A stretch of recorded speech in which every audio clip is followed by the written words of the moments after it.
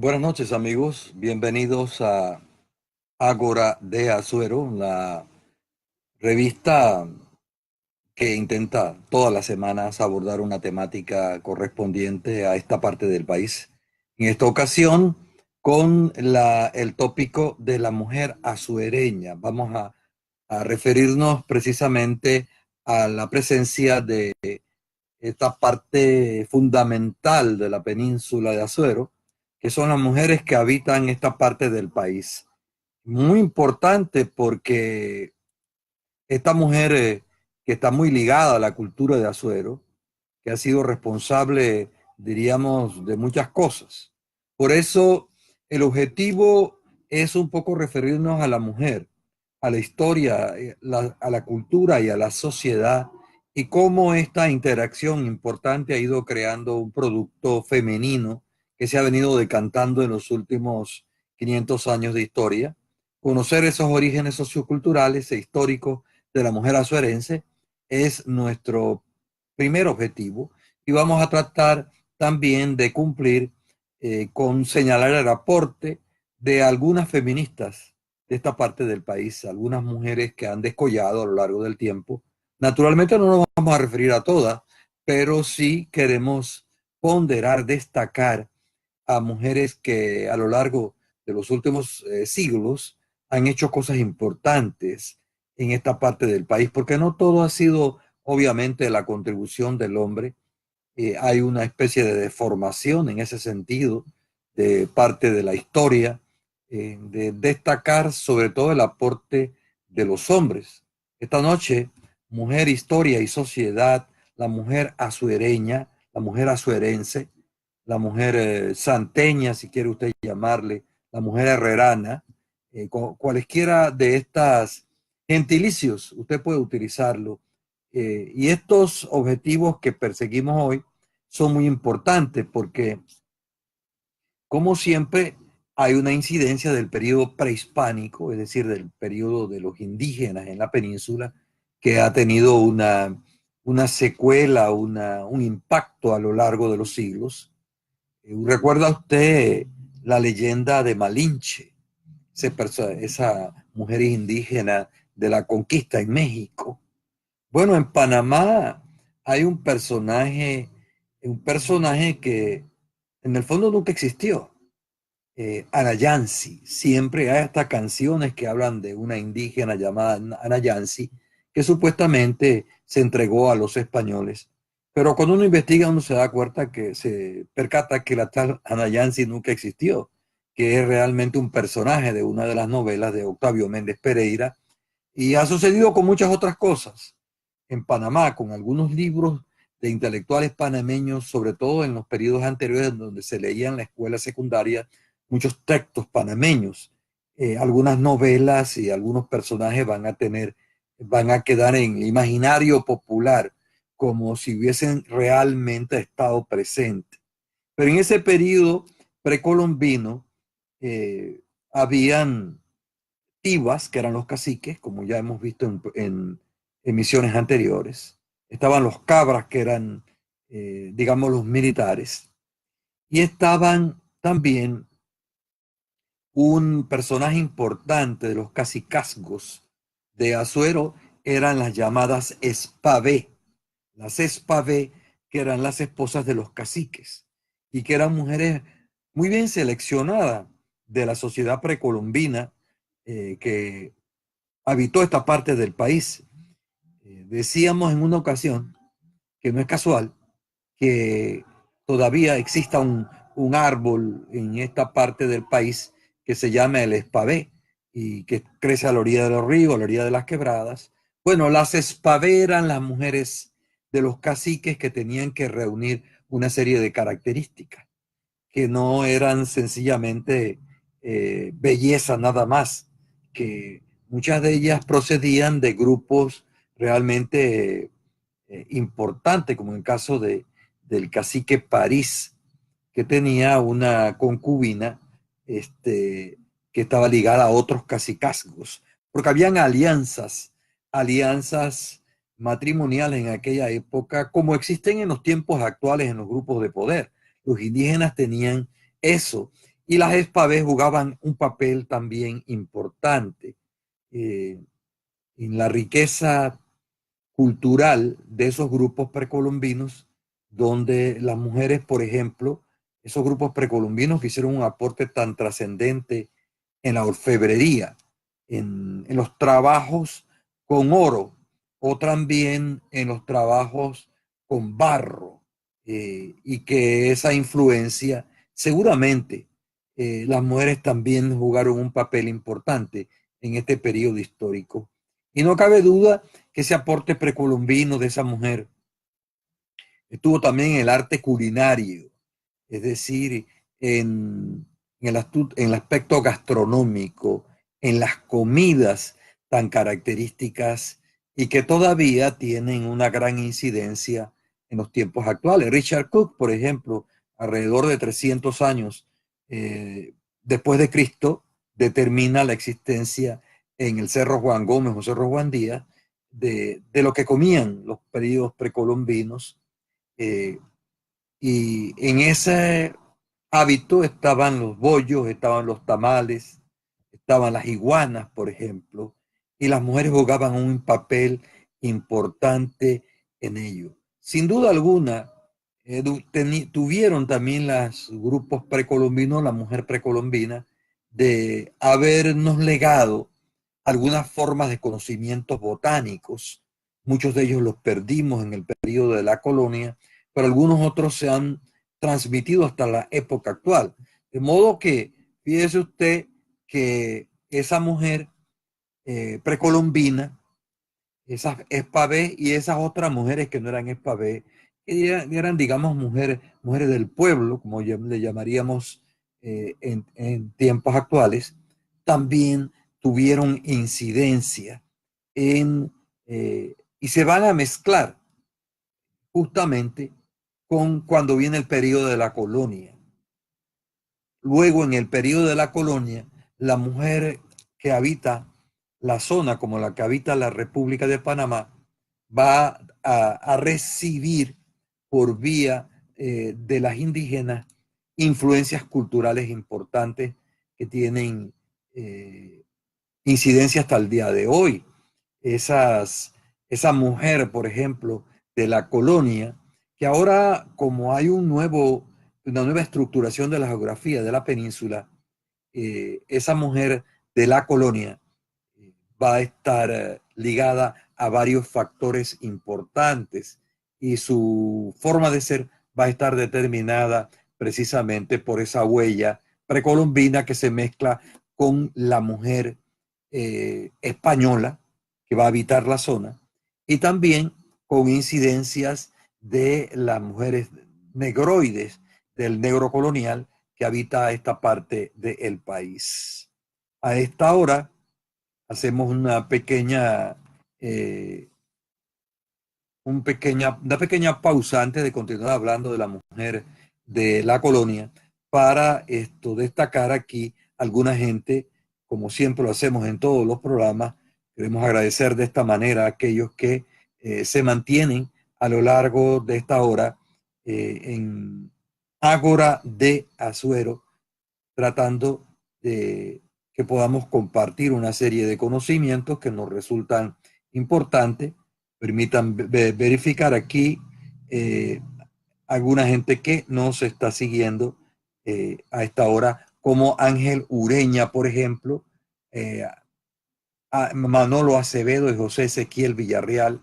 Agradezco a Mabel Esther Espino de Ballesteros, que también nos sigue.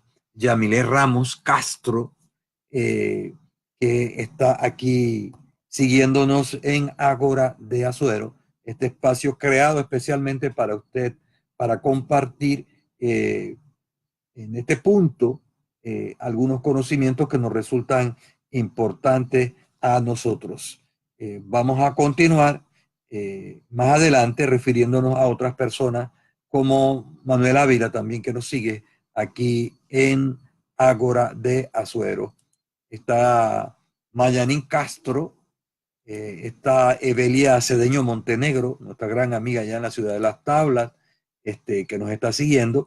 Igualmente, el caso, vamos a seguir por aquí, destacando algunos personajes que a esta hora están con Ágora de Azuero. Mire usted, vamos a continuar porque estábamos destacando los rasgos fundamentales de esa mujer indígena. Esa mujer indígena que va a tener una gran influencia de las españolas que van a llegar a esta parte del país y que van a residir casi siempre en los pueblos, los principales pueblos de Azuero, en las cabeceras de los pueblos, y también van a residir en las haciendas, en áreas, digamos, un poco más rurales, aunque para aquella época toda la península de Azuero era un área evidentemente rural, ¿no?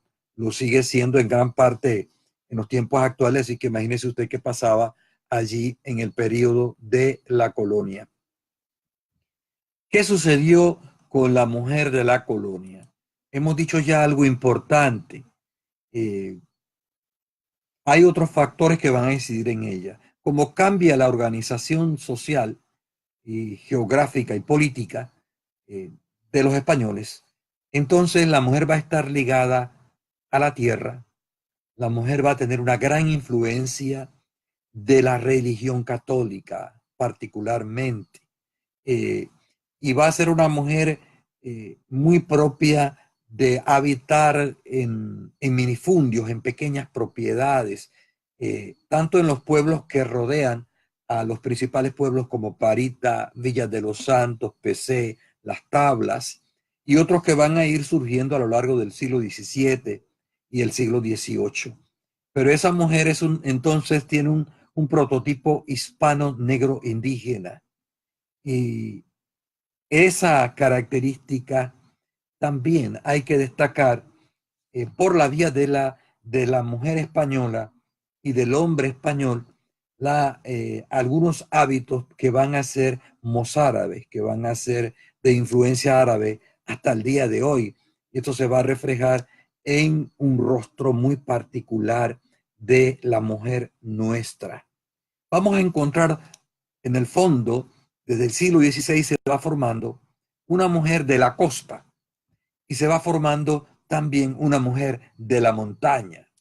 Esa dicotomía, esa aparente separación entre la costa y la montaña va a crear dos tipos de mujeres. Una más vinculada al área urbana, hablo de estos pueblos que se hablé hace un rato, y va a encontrar también una mujer que va a ser una mujer más típicamente campesina, que va a ser la mujer que habita aquellos pueblos y sectores que ya no son que son menos urbanos, para llamarlo de alguna manera. Esos dos tipos humanos van a subsistir hasta el día de hoy. Una mujer de la costa que va a tener un poco más tempranamente acceso a la educación, y una mujer de la montaña más recia, más acostumbrada y más ligada al hombre con el cual comparte su vida, y por lo tanto sus actividades van a estar marcadas por la agricultura y van a estar marcadas también por la ganadería. De allí que sea una mujer que también va a ser, como vamos a ver más adelante, una especie de asistente del hombre, y va a crear una mentalidad muy importante. Va a crear eso que podríamos llamar una mujer espartana, que todavía existe en la península de Azuero. Y me estoy refiriendo a una mujer de una mentalidad, decíamos hace un momento, fuerte, como esas mujeres de Esparta que eran capaces eh, de entregar sus hijos para que murieran por Grecia. Las mujeres de Esparta, que eran unas mujeres más con una mentalidad militar y mucho más fuerte. Esas mujeres de los campos de Azuero va a ser una mujer de mentalidad espartana, una mujer que es capaz de llevar las riendas de su hogar, una mujer que va a ser también capaz de establecer controles sobre el hombre, como lo veremos en un instante. Esa se va por una sencilla razón. Hay que reconocerle a esa mujer de la península que ellas también son las constructoras de la región, que ellas también son las constructoras de la nación, porque se va a producir una separación en las labores, mientras la mujer se dedica al campo, básicamente, atiende a sus hijos, el hombre muchas veces trabaja fuera de la casa y está una gran parte del tiempo en su fundo, en sus haciendas, atendiendo su ganado, haciendo la agricultura, y mientras tanto, la socialización del niño va a estar a cargo de la mujer. Y este aspecto de la socialización va a marcar la personalidad de los hombres que habitan esta zona, porque van a tener una gran influencia emocional de su madre y que va a ser una figura que va a estar allí siempre presente y que va a ser la que va a acompañar a los niños a las escuelas, que va a ser la mujer campesina la que le lleva la comida al hombre que habita los diferentes lugares de esta península. Eh, una mujer que cumple muchos roles importantes. Y una cosa vital, esto le va a permitir a la mujer de la colonia y del siglo XIX tener un control eh, indirecto del poder. Diríamos que va a ser una especie de poder detrás del poder, en el caso de Asuero. Eh, estas cosas son importantes para entender las características, la personalidad colectiva del hombre y de la mujer que habita esta península. Para entender cómo es el orejano de Asuero, para entender cómo es en síntesis el hombre contemporáneo, uno tiene que estudiar a esa mujer, como hay que estudiar también los hombres, obviamente, pero hoy estamos hablando de las mujeres. Eh, esa mujer que también va a ser responsable y que va a crear gran parte de la indumentaria del hombre que habita la zona. Esa mujer que va a, española, que va a traer sus vestidos y esos vestidos que se van a convertir también, que van a tener influencias de los otros grupos humanos que habitan la zona eh, y que van a marcar lo que posteriormente va a ser el folclore.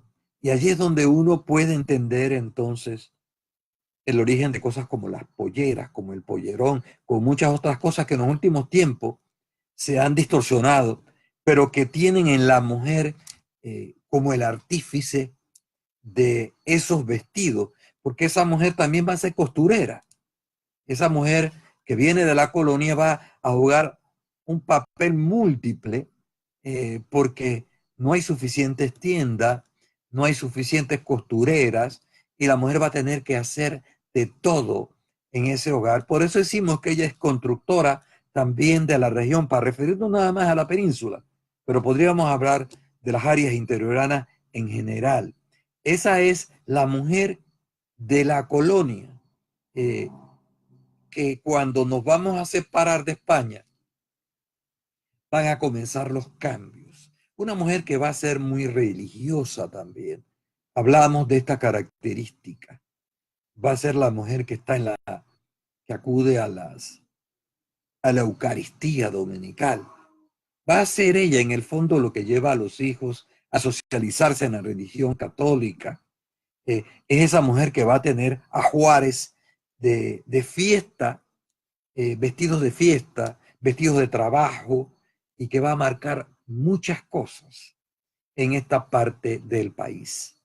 La mujer de la colonia, que es ya también una mujer de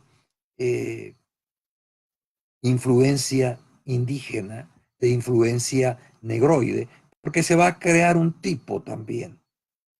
Eso es lo que le permite a usted todavía en Asuero encontrar esas mujeres, por ejemplo, de influencia más negroide, que uno puede encontrar en Santa María, que uno puede encontrar en Parita, en la Villa de los Santos, en sectores de Purio, de Pocrí, de La Palma, para mencionar algunos tipos humanos, y vamos a poder encontrar una mujer más mestiza, española e indígena, que usted la va a ver, por ejemplo, en sectores como Q.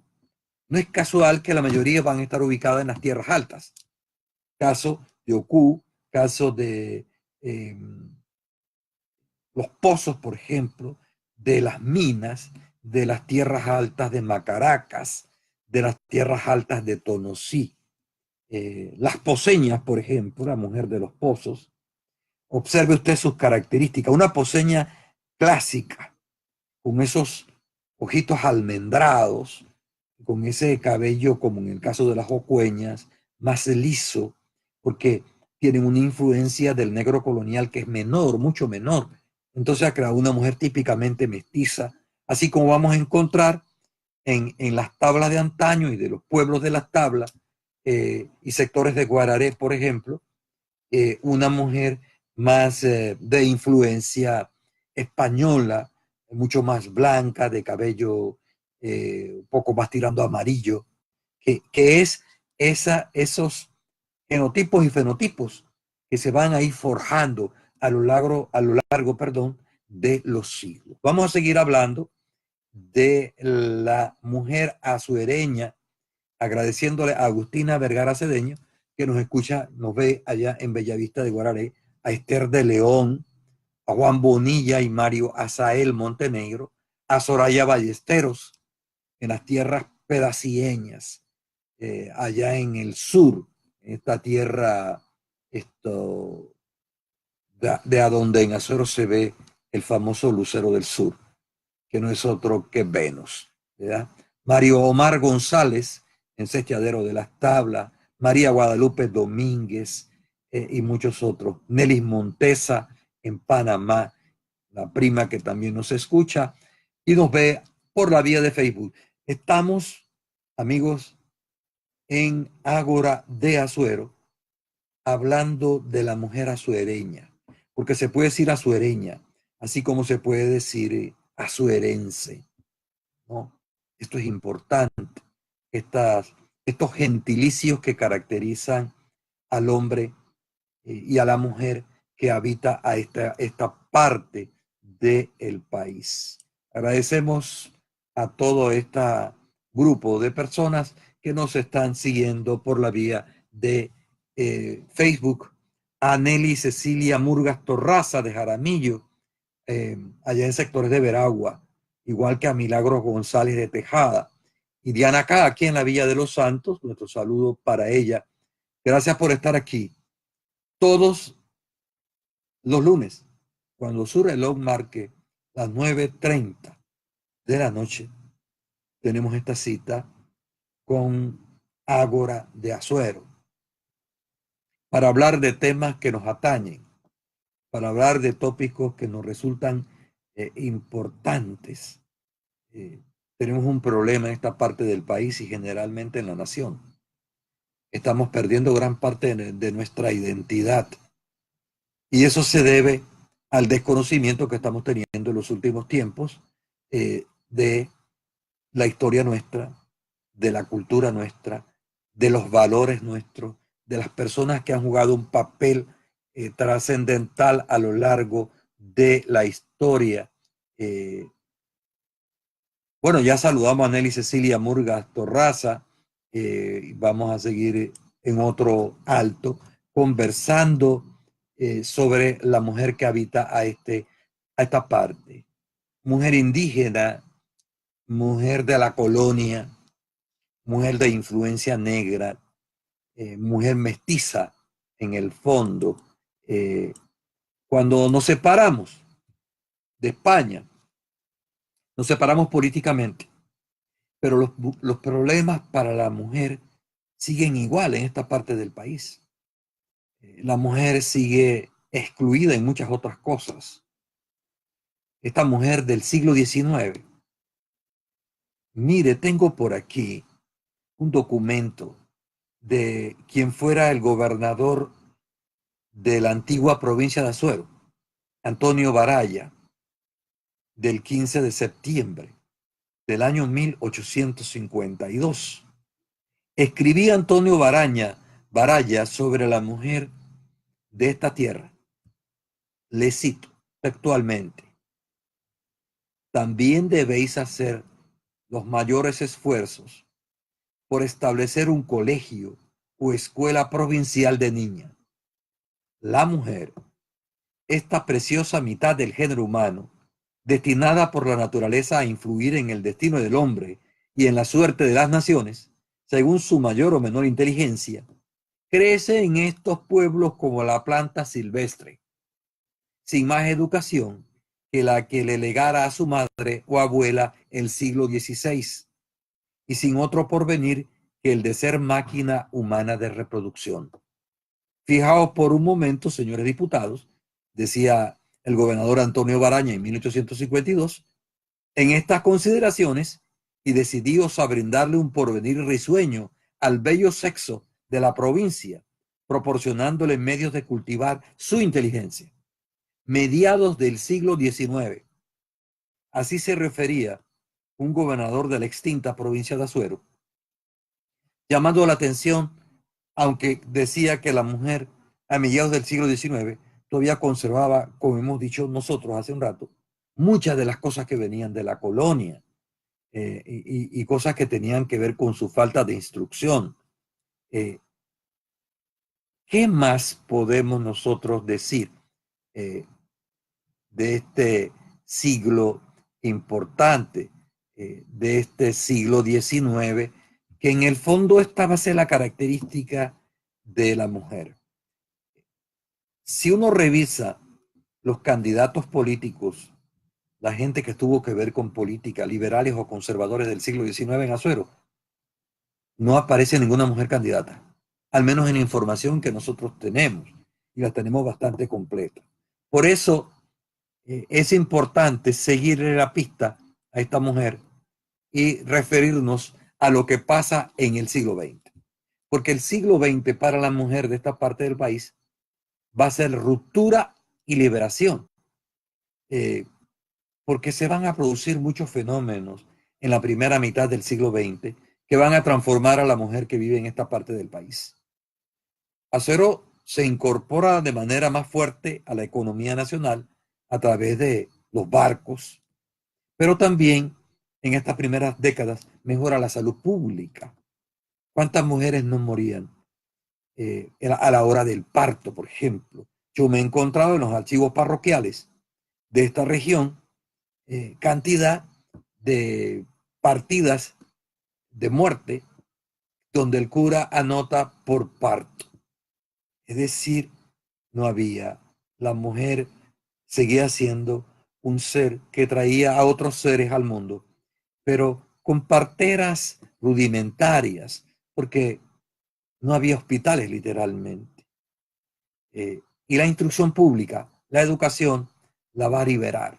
La siembra de escuelas de los liberales no solamente van a hacer que la gente aprenda a leer y escribir, van a hacer que esta mujer comience a romper con esa coraza que venía del periodo de la colonia, del siglo XVI, XVII, XVIII, ¿no? Que incluso le impedían disfrutar de su propia sexualidad, porque esa es otra cosa que habría que analizar en programas sucesivos, lo que ha sucedido aquí en la península con la sexualidad, y la mujer estaba un poco vedada en ese sentido por algunas cosas que arrancaban desde las concepciones religiosas del siglo XVI, XVII, XVIII y XIX. Pero cuando llegamos a las primeras décadas del siglo XX, hay un personaje que va a tener una influencia extraordinaria sobre la mujer de esta zona. Van a ser las primeras maestras. Esas maestras que se van a convertir en modelo para las niñas y los maestros que se van a convertir en modelos para los varones. Pero en el caso de las mujeres, la imagen de la maestra fue un papel importante en la transformación de las niñas que antes tenían todavía a las primeras 2 décadas del siglo XX. Las niñas tenían que ir a escuelas separadas de los niños. Había escuelas para niñas que tenían que tener una maestra, no podían tener un maestro. Y habían escuelas para varones que tenían que tener un maestro. Eso no se rompe sino hasta comenzando el siglo XX. Y ese rol importante de liderazgo de la maestra va a ser vital. Y cuando comenzamos en los años 20, los años 30, que se producen las primeras migraciones hacia la ciudad de capital, hacia otras áreas rurales, ese factor migratorio también va a repercutir en la península con el retorno de muchas mujeres que ven otras cosas en otros lares nacionales y que digamos que va a incidir en la forma, en su propia visión. Aunque como veremos dentro de un momento, no obstante todo eso, existieron unas mujeres luminosas, tanto en el siglo XIX como en el siglo XX. Mujeres que hicieron aporte importante. Usted lo ve hasta en la música. En la música de Azuero, que es otro tópico que habría que estudiar aquí también, hay dos modelos de mujeres que responden a, a dos estilos, a dos sociedades y dos culturas distintas. Me estoy refiriendo al modelo de Eneida Cedeño y me estoy refiriendo, por ejemplo, a un personaje como Sandra Sandoval. Eneida va a ser el modelo musical y va a expresar lo que es la sociedad y la cultura de su época. Porque a Eneida no se le podía pedir algunas conductas, por ejemplo, que uno ve en Sandra Sandoval. Sandra Sandoval es un personaje de la década del 90 del siglo pasado, finalizando el siglo, cuando ya Eneida Cedeño era un personaje que había cumplido su papel. Son dos modelos de dos sociedades, son dos rupturas distintas que se van a expresar en el plano musical. Y van a haber muchos personajes, pero a mí me llama mucho la atención el caso de las mujeres de esta península, no solamente las que van a ser más intelectuales, las que después van a ir a universidades, como lo veremos, sino esa mujer de la calle. En el caso nuestro, el rol, por ejemplo, de las fonderas, esas mujeres emprendedoras que van a llevar su comida de su casa y van a hacer de su negocio en las fiestas. Y las fiestas en la península no funcionan sin las fondas. Y vaya usted a ver las fondas de Azuero y se dará cuenta que están controladas casi en su totalidad por mujeres. Son mujeres las que se dedican a esta microempresa, ¿ah? Y que son dignas de alabanza por lo que han hecho y que representan ellas mismas una ruptura con los sistemas económicos, ¿verdad? Igual que las cantalantes que van a ir a las fiestas nuestras. El caso de Neida Cedeño es brillante en este sentido. Y posteriormente esas mismas mujeres se van a convertir en reinas de las festividades y se van a convertir en profesionales en el siglo XX. Esto se va a incrementar en la mujer de esta zona, sobre todo en los años 70 o años 80 en el siglo XX. Es el siglo de la transformación de las orejanas, eso que llamaba porras, las orejanas del siglo XIX y de los siglos anteriores.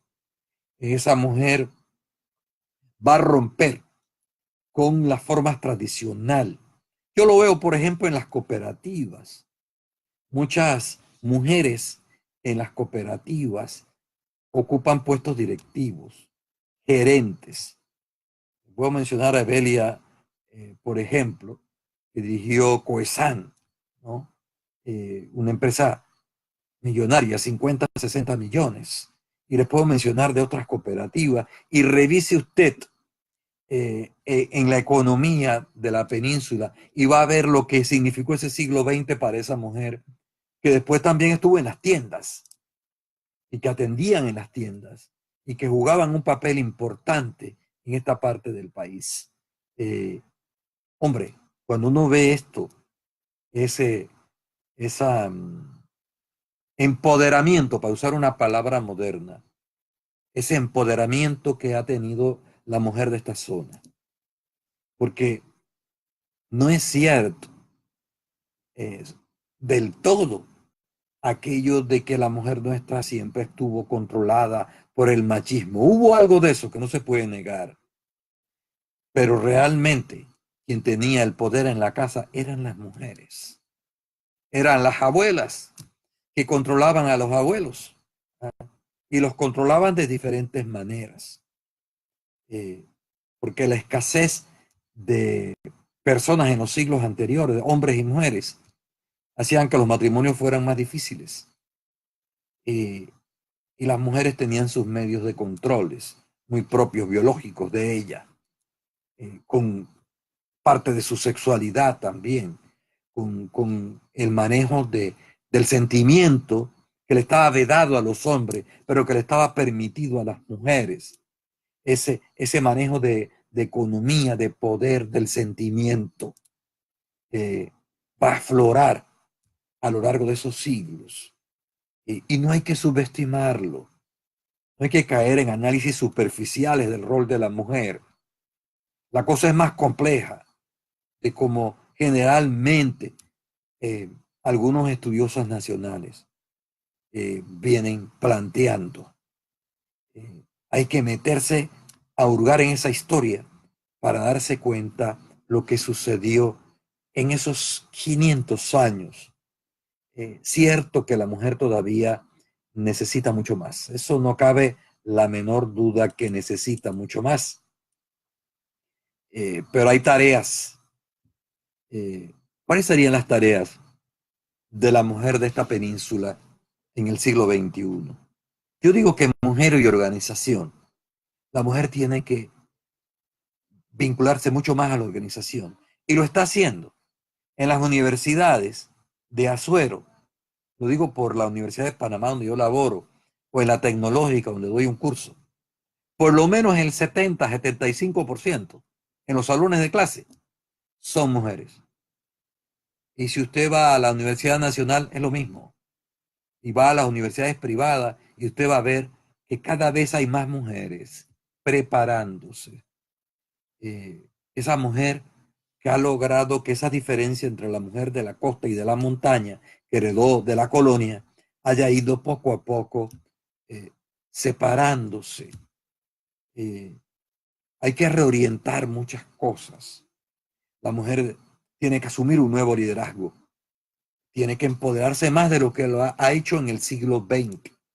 Esa es su tarea del siglo XXI. Seguir siendo profesional sin dejar de ser feminista, sin dejar de ser una fémina, sin dejar de ser mujer. Exigir al hombre que participe más en las labores hogareñas, si usted quiere, ¿por qué no? Pero ella también asumiendo ese rol. Necesitamos una visión más universal del mundo. Esto es lo que realmente las transformaciones de la economía, de la cultura, es lo que va a crear una igualdad de género. Esto no se resuelve nada más con leyes, es porque esto está vinculado a la historia y a la cultura. Y no es fácil construir esto ha sido característico de esta parte del país. Hago una paréntesis, amigos, gracias por mantenerse allí. Agradecer a Mariela Ledesma, que nos sigue, a Claudia Patricia Sánchez, a Eduardo Batista, a Melissa Barrios, Vicky Panay y a otros que se mantienen a esta hora aquí en Ágora de Azuero. El tema, la mujer azuereña. Usted dirá, ¿y la de Veragua? Hombre, si pasó lo mismo en esas latitudes. Quizás algunos pequeños cambios que habría que analizarlo, pero lo que estamos diciendo como rasgos característicos de la mujer de esta parte del país, también lo encontramos precisamente en, en otras latitudes nacionales. Déjenme agradecer a Liz Ortiz Santana. Dice: qué aporte es tan valioso, maestro. Gracias por lo de maestro, eso es un honor. Lisímaco López, si no la primera escuela mixta fue la escuela modelo Presidente Porra, fundada el 20 de septiembre de 1924. Claro que sí, por Octavio Méndez Pereira, que era secretario de Instrucción Pública. A Carlos A. Cambra Palamino, muchas gracias. A Ale Vargas Benavides por escucharnos. A Liz Ortiz Santana, a Marilis Samaniego, Armodio Espino, Carlos Gilberto Jiménez y muchos otros que están. Milagros Villarreal dice: saludos de mi madre, la maestra Deisa López. Como no, gracias. Saludos a la maestra. Gracias por mantenerse con nosotros aquí a esta hora en Ágora de Azuero, en la tertulia peninsular. Olga Díaz, muchas gracias, la hija de Neida Cedeños y compañera del colegio. Muy interesante su exposición, profesor Milciades, muchas gracias por estar con nosotros. Vamos a continuar, amigos. El tema daría para mucho más espacio de tiempo, pero vamos nosotros a continuar porque estamos hablando de las tareas del siglo XXI. La evolución, por ejemplo, de esta mujer del siglo XX, uno lo puede ver en el caso del rol que históricamente han jugado las mujeres como reinas en actividades en la península, en la cultura. Cada vez más tenemos reinas mejor preparadas, que son capaces de hablar con soltura, que son profesionales y que demuestran precisamente esa transformación a la cual nosotros hacemos alusión aquí en este tema del día de hoy. Pero veamos algunas feministas y zapadoras. Ojalá pudiéramos mencionarlas todas. Vamos a mencionar unas 4 o 5 mujeres importantes. Hombre, un personaje mítico de 1821. Rufina Alfaro, personaje mítico. ¿Por qué es importante para el hombre y la mujer de esta parte del país y para la nación en general? Al margen de una discusión de si uno encuentra o no encuentra el acta de nacimiento. Es que Rufina es un símbolo de la mujer de esta tierra. Es que Rufina Alfaro es el primer ejemplo de feminismo importante. Rufina Alfaro es un símbolo de la mujer del campo, de la mujer que no obstante teóricamente no tener, digamos, una educación universitaria, porque para aquella época muy pocos eran universitarios, no solamente en Azuero, sino en la República de Panamá. Ese personaje para nosotros es importante. Gracias al profesor Francisco Ávila, Ramón Guillermo Torres, a María Castillo, a Marianela Castillo Casís, a Claribel Bernal también, José Francisco Vergara, Carmen Isabel Correa. Dice que nos está viendo allá en Sinaloa, en México. Muchas gracias por estar. Saludo a esta paisana nuestra. La mujer en la cultura de Azuero, la mujer indígena, la mujer española, la mujer de influencia negroide en esta cultura, la mujer mestiza en general. Y en el caso que estamos viendo, el primer personaje femenino que asoma como un rostro mítico, si usted lo quiere, es Rufina Alfaro. Por eso siempre yo he dicho, y lo sostengo, y veremos este tema cuando lleguemos cerca del 10 de noviembre. Es irrelevante si se encuentra o no se encuentra el acta de nacimiento. de Rufina Alfaro, porque al fin y al cabo está enraizada en el alma del hombre de la península. Y ya eso es bastante, que este hombre de esta tierra, con algunos rasgos dominantes en siglos anteriores, tenga un símbolo femenino. Óigame, qué cosa más hermosa, ¿eh? Qué cosa más bonita, al margen de la razón. Pero voy a hablarles también de otro personaje, aparte de las maestras que llegan aquí eh, a finales del siglo XIX, como Juana Bernaza, que va a dar nombre a una escuela de indudable influencia negroide, Juana Bernaza, en Guararé. La tengo en detalles de 1888, al lado de maestros ya titulados, ¿no? Como José de la Rosa Poveda. Un personaje interesante. Y ahora que estoy en Guararé, un personaje feminista es Viviana Pérez Gutiérrez, que además tuvo estudios particulares con maestros.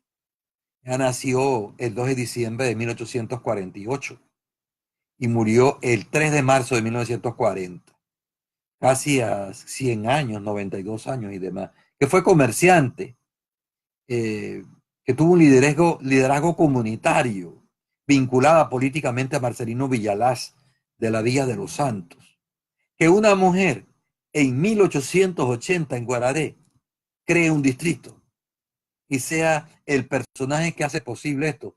Óigame, habla mucho de las mujeres que han habitado esta parte de la nación. Década del 80. En el siglo, 30 años después, que Antonio Baraya hablaba de que había que crear más maestros para la mujer de esta tierra, aparece Viviana Pérez Gutiérrez, con su liderazgo comunitario, con su visión política también, con su visión comercial importante. Veamos entonces otro personaje de aquí de la zona.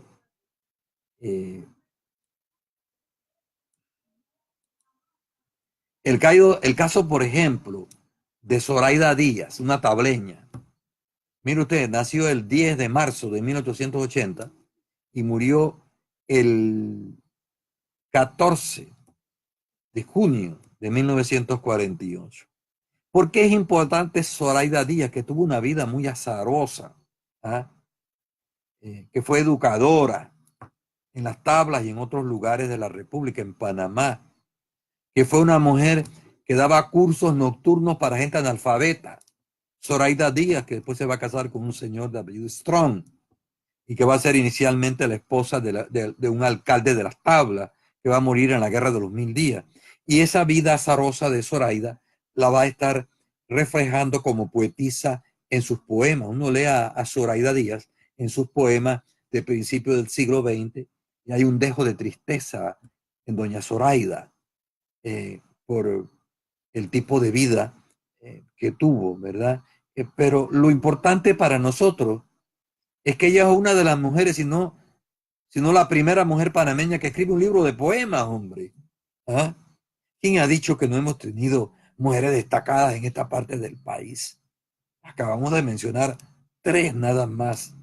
Este caso de Zoraida Díaz, para hablar, para dar un nombre, ¿no? De 1948. Y va a haber un relevo en las mujeres, porque cuando Zoraida Díaz está muriendo, allá por la década del 40, o principios de los finales de la década del 30, nació también una mujer extraordinaria, Evelia Vega de Cortés, mi maestra de escuela primaria, la doctora Evelia Vega de Cortés, quizás una de las primeras mujeres por aquí doctorados en pedagogía que va a tener la península y que va a tener una larga trayectoria importante, escritora de libros también, brillante, Viva, afortunadamente, para gloria de esta península, aún la doctora Evelia Vega de Cortés. Mujeres, muchas amigos. Mire este caso. Ofelia Hooper Polo, nacida en las minas de Herrera, hija de un ingeniero de minas inglés, Maurice Hooper, casado con una mujer de los Polos de PC.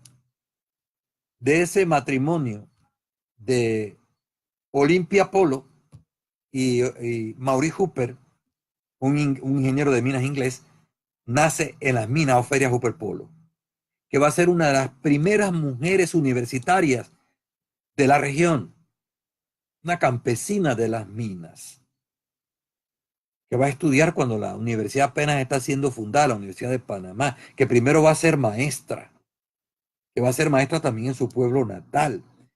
No estoy seguro si fue en Ocú también. Y es una zapadora de la sociología, la mujer que hace los primeros estudios del agro de Panamá. Es Ofelia Hooper Polo, nacida en las minas de Herrera, feminista. Hay para rato hablar sobre esta mujer cooperativista. Ofelia Hooper Polo es la mujer que funda las principales cooperativas. Aquí en Azuero, por ejemplo, la José del Carmen Domínguez. ¿Quién era la persona que daba los cursos de cooperativista?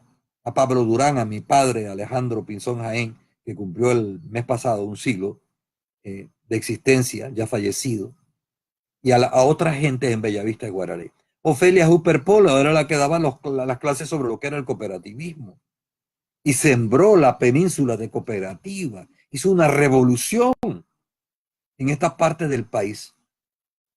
Una mujer nacida en la tierra de Santa Bárbara, de Vaca de Monte, como decían en la colonia, ¿no? Ofelia Hooper Polo. Hay muchos otros personajes.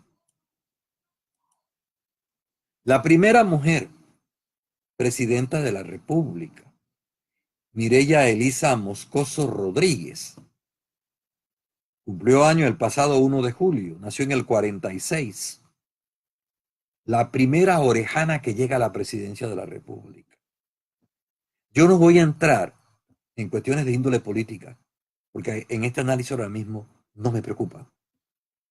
Pero es una mujer que hace un aporte, una orejana en la presidencia, así como Porras va a ser el primer orejano con un doctorado en Derecho, que participa de la inauguración del Canal de Panamá, doctor Belisario Porras Barahona. Y quien recibe el Canal de Panamá va a ser otro santeño, Mireya Elisa Moscoso Rodríguez. Es por esas cosas de la historia. Le toca también el centenario republicano, la celebración del centenario republicano. Es una especie de política con pollera. Otro ejemplo de gente destacada, de mujeres de un impacto tremendo en el país. Bueno, hay otras mujeres que de repente no fueron ministras, que no fueron presidentas de la República, que no fueron universitarias. Mi homenaje en este programa, en el día de hoy, a las fonderas, a las mujeres que trabajan en la fonda que hace un momento comentábamos de ellas, a las que son ganaderas, imagínense usted, mujeres que son agricultoras, a esas mujeres brillantes que son las artesanas, ¿ah? Las que planchan ropa, mujeres que tienen que ver con el aseo de las casas. Hay incluso mujeres que trabajan en las cantinas, ¿ah? A las comadronas o parteras que a lo largo de siglos han hecho un trabajo extraordinario, a esas que se dedican al chance, ¿ah? Porque son emprendedoras, no se ponen a llorar Panamá la vieja y buscan una manera de hacer que la familia camine, de que sus hijos estudien, sean universitarios, tengan colegio secundario, como mínimo, ¿verdad? Esas que lavan ropa también, y muchos otros personajes importantes. Yo digo que la mujer de Asuero es una paloma tirada al viento. Realmente yo siento mucho respeto porque he visto en la cultura y en la historia de esta península lo que ha significado la mujer para esta sociedad y esta cultura. Es un aroma de florecilla silvestre. Afirmo que es la sonrisa de Dios y el amanecer en la sierra. Es el cofre del amor y el recipiente de la vida. Y que es la inteligencia con faldas. La mujer azuereña, el tópico de hoy, aquí en Agenda Cultural. Vamos a cumplir con aquellos que al final ya, antes de cerrar el programa, vamos a cumplir con aquellos que hacen posible, que nos siguen y a los cuales agradecemos. A Marily Samaniego, dice interesante su intervención, importante conocer nuestras culturas, claro que sí. Saludos a Agustina Vergara Cedeño, mencionábamos hace un momento, que nos sigue allá en Bellavista de Guararé. A ver, a Mayra Campos García, gracias por estar con nosotros. A Alicia Ávila Domínguez, Giancarlos Zapata, Win Zapata, a Dalis Magdalena Núñez Jaén, a Armodio Espino en Guararé, a Victoria Vázquez, a Héctor Amaya, a Carlos Gilberto Jiménez, a Ari del C. Boccaccio, a Nayansi Rodríguez, Liz Ortiz Santana. Dice que aportes tan valiosos, maestro. Gracias por lo de maestro. Tenemos más por aquí. Yanelis Castro. Está el caso de Fernando A. González Tejada. Muchas gracias en la tabla. Arturo Domínguez. A Lisímaco López, que nos sigue también. A Gira Ledesma Ortiz.